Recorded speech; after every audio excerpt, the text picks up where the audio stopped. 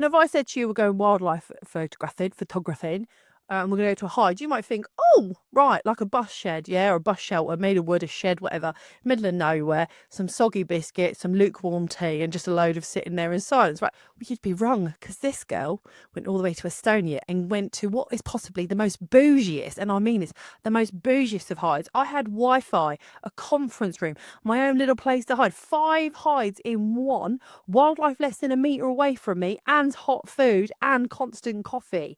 I'll be honest, as it was my first go, I think I'm spoiled. I can honestly say I'm absolutely spoiled. I don't think anything else can be better.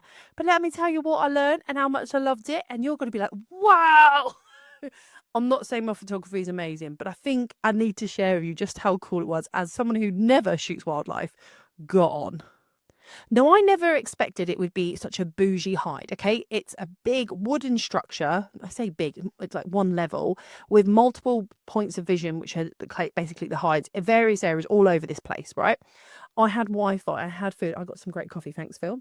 My mug that you gave me is around here somewhere, but I can't find it right now. And a massive conference room, so if you are looking to maybe host a chat there or do something, it's got stuff for you to do it, right?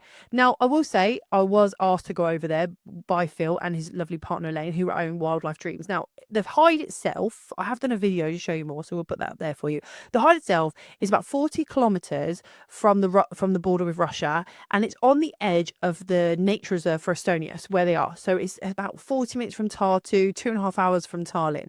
So it's literally their land and then this protected land. They haven't done all the exploring on that. They've kept it really natural, and it's amazing. And what's even better is that Phil is actually setting up a podcast YouTube area, a little bit more soundproofing. So content creators who are wildlife photographers or enthusiasts can then, if you like, do live streams from that area and have this amazing sound quality. And you're like, Khandie, why don't you do that? You're right.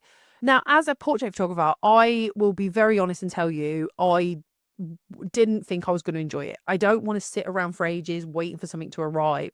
I don't want to sit there. And don't get me wrong, there was rain on one of the days. It just kept raining and raining. And I was like, well, this is miserable, until a raccoon dog arrived. Like, just went across, and buzzards and owls and everything just started showing up.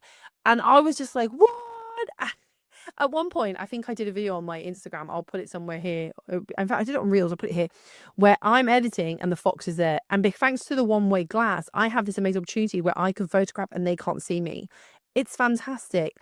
Yes, there was a day when we sat there and nothing happened because it was really heavy rain. But then the next day we were inundated, and I jokingly called it the wildlife nursery because we had baby foxes, a baby owl, and baby raccoon dogs all coming through. And I was like, oh, the cute factor, cute factor. I know you're going to go, oh, God, whatever. I felt something change. I was so eager to wait for these animals to show up. I started to realize, as Phil was teaching me, you need to start preempting their behavior. So something really funny we were laughing about is most birds, they'll do a dump and then they'll fly. So we were waiting for a bird to do a crap. I was like, when is it? When is it? And when they did, we were like, yeah, ready. I'm sure in certain websites. But I felt like now I had this anticipation, but you did nothing for ages. And then the shot. I remember when I got the buzzard fighting shot, it's not amazing, but I was so excited that I got it because I kept missing him in flight. And then I was like, Phil, give me a few pointers. And then I got it. It's not the most amazing shot. And you're going to be like, whatever. So let me tell you what I learned, because as a complete noob coming into this, right? As a complete noob, it challenges you. I mean, I get challenged all the time, but this was hard. One, you have the least control I think I've ever had in a photo shoot. Like, if you're doing events, you kind of get an idea of what you're going. When it comes to wildlife, no, they're probably not even going to show up sometimes. You're dealing with natural light, and when the animal does show up, you're like, oh, well, this is the worst light ever. But you still got to take the shot. You still got to do the shot. You have no control where your subject is, where they go, nothing. Your shutter sound, if it's too loud, might frighten them. Your ISO, push it too far and the grain eats your detail, but you've got to push it so far because sometimes you're shooting in the evening. And don't even get me started on focus tracking. Don't. I feel like photographing some of these creatures was like giving a toddler 2 Red Bulls and then going, off you go, and then just cutting the lights out and saying, right, now track them. That's what it felt like. I learned loads. I think the best thing I learned from Phil was anticipating the behaviour of those creatures, knowing, and I wouldn't say I know it completely, but learning the animal patterns. and knowing where they might move, why they might react to light or to sound. And it's a balance of patience, instinct, there we go, and deep respect. You're not hunting for the picture. You know, you're kind of witnessing it. I don't know if that is that the right term. You're trying to witness the picture. That's what I'm trying to say. I will also say I stayed overnight in this hide, and sometimes at night I was laid in my little area, sleeping area, and I had the door shut, and I was just laid there, and you couldn't hear Phil snoring. I don't think that's how far away I couldn't even hear him. So that's how big this place is. And every now and then I would hear a rustle outside. Okay, and I'd be like, oh my god, what is it? What is it? And at one point, something very large went past the hide, and I was like, this is huge. You could hear it, and it pushed up against the hide. And although we're safe in there, I was like, oh, what is it? What is it? And in the morning when we got up, there was these track lines. Now the ground had rained in between the noise. So we didn't have any, if you like, prints that we could look at. But where it had gone down to the lake had pushed a large area of grass out of the way. So we're not sure what it was. Some people said it might have been a bear because he has had bears there. But it was something very large. And the animals that did come in the days after did not make that much room. They didn't require that much room, so we don't know what it was. As much as I loved the hide and Phil being amazing, what I found a little odd, I'm gonna say this is gonna get me some hate, let me just prepare myself. Wildlife photographers. So I'm very much a beginner in this. I was shooting on my 70 to 200. Because I was mainly there to shoot also the fashion thing, which you might have seen already. But Phil was really like, these are good, put them up. And I put them up and I was quite proud. And I did say that I was a beginner. Oh, I did not realize there was certain ways of shooting photography. Now, when it comes to wildlife, like with portrait, everyone's got their own spin, but wildlife, they were harsh. They were telling me I had too much space around the animal. It had to be close in on the animal.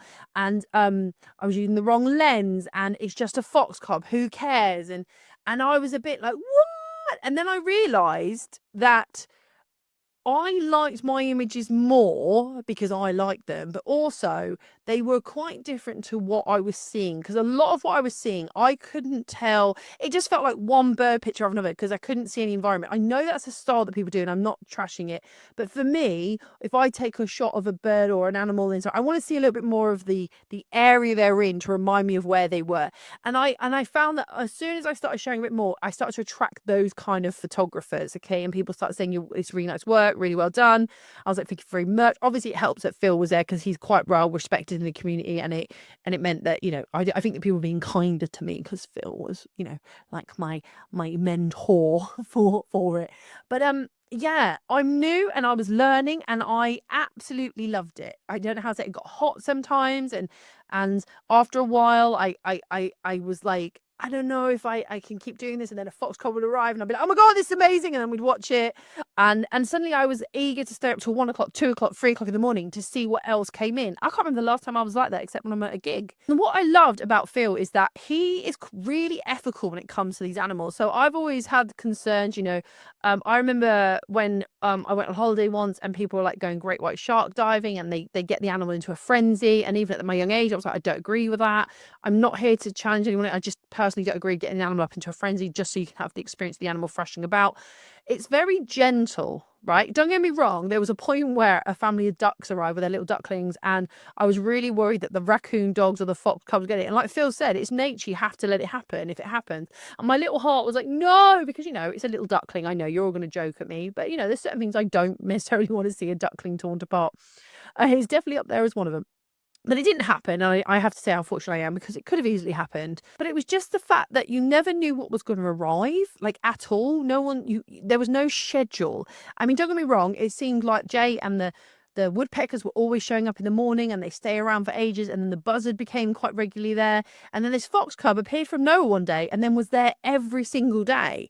And it became like, oh, this is like, I felt like at one point I was like in a Disney movie. Like any minute now, some Disney princess is going to appear, sing a few songs, and every animal from the wild is going to come out. I'm not here to say I'm an expert in this, but what I will say for you photographers who maybe have never thought about wildlife photography is definitely try it. Now, I'm very lucky that I went to one of the best. I mean, I'm saying it's the best. I Googled the others. They all seem to pale into slight contrast. I would say you have a go. Like really have it. Like I was quite humbled. I was looking at it and I was like, this isn't so bad, you know. I can see why people like this. And, you know, I'm not saying I've poo pooed the idea, and I still find it a bit peculiar, some of the rules that people impose. And there's a lot of etiquette, it seems, in wildlife photography. And they get really annoyed if you don't, what's the thing I learned? CC, is that what it is? Contain capture or something, where you basically you've set up the shot for the animal to be in that position. I don't know. That's something that people want to have out. And yeah, there was some real things that I was like, I just shot a bird on a twig. Can I just say I shot a bird? And then Phil was like, it's not a bird, it's a this buzzard. I was like, okay. So I shot a buzzard on a twig. He's like, no, it's on this animal. And I was like, okay. Um, I'm not great at that, but some of them were really, really nice. And Phil's obviously really, really nice. We spent 7 days doing this and then going to the fashion week. Really nice. And I have to say, although my opinion is very limited, as someone who's completely naive going into this, having no idea what to expect, go to this hide. You're a newcomer, you're a professional. I went in completely a novice and I had a great time. I can only imagine if you are very knowledgeable in wildlife photography, you would have an even better time because there is so much there. So much. And not just at his hide, but he takes you to surrounding areas. There is so much there. So for me, I would say go shoot some wildlife. Now, you don't have to go off to Estonia, admittedly. I mean, you'd all love to. But like, take a look at the wildlife around you. I mean, I've started this project, he's going to laugh, on gammy pigeons. You might laugh at me, but I've become obsessed with photographing gammy-legged pigeons. Phil, you can keep me buzzard. I've got a gammy-legged pigeon. We made a joke about this in the hide, and I feel like it's woken something up in me. I kind of like the idea of the gammy-legged pigeon. If you know the story about what pigeons did in World War, you understand why they need a little bit more respect. Okay? But anyway, I just want to say, take care of you. Check it out. Have a go at wildlife. I'm not sure if I'm the best person on this because I'm so left of field on it, but I had an amazing time. And I'm actually going to go back out and do some more. Take care. Bye.